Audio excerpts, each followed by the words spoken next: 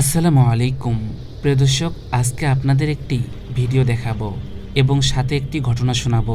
ভিডিওটি শেষ পর্যন্ত দেখুন। মায়ের মমতা। আল্লাহ তাআলা মাকে একটি সম্পদ দিয়েছেন যার নাম মমতা। মমতা মানে নিঃস্বার্থ ভালোবাসা।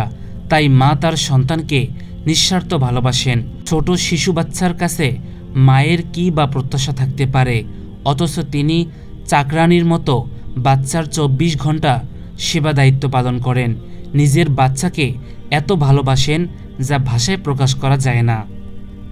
মা হলেন সেই ব্যক্তি যিনি বাচ্চাকে নিজের রক্ত কলিজা পান করিয়ে করিয়ে বড় করে থাকেন, যিনি বাচ্চাকে নিজের দুধ পান করিয়ে তাকে জীবন দান করেন। এজন্যই মায়ের মনে চূড়ান্ত স্নেহ ভালোবাসা থাকে।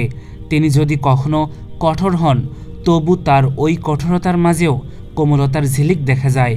আপনার যদি কখনো কোমল হাতের থাপ্পড়ের নামে আদর দেখতে ইচ্ছা করে, কড়া চোখের নরম দৃষ্টি দেখতে ইচ্ছা করে, বা কঠোর বাসনভঙ্গির মিষ্টতা দেখতে ইচ্ছা করে, তাহলে নিজের মাকে জ্বালাতন করুন।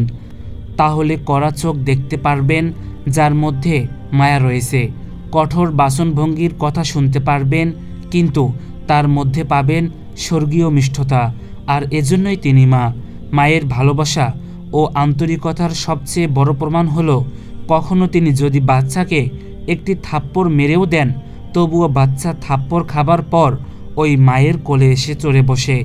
মায়ের ভিতর যদি আন্তরিকতা নাই থাকতো, তাহলে বাচ্চা থাপ্পড় খাবার পর কখনো মায়ের কাছে ফিরে আসতো না। কিন্তু থাপ্পড় খায়, বকাঝোকা খায়, তারপরেও ওই মায়ের বুকের সাথে গিয়ে লেপ্টে থাকে। এটাই মায়ের ভালোবাসার জ্যান্ত প্রমাণ।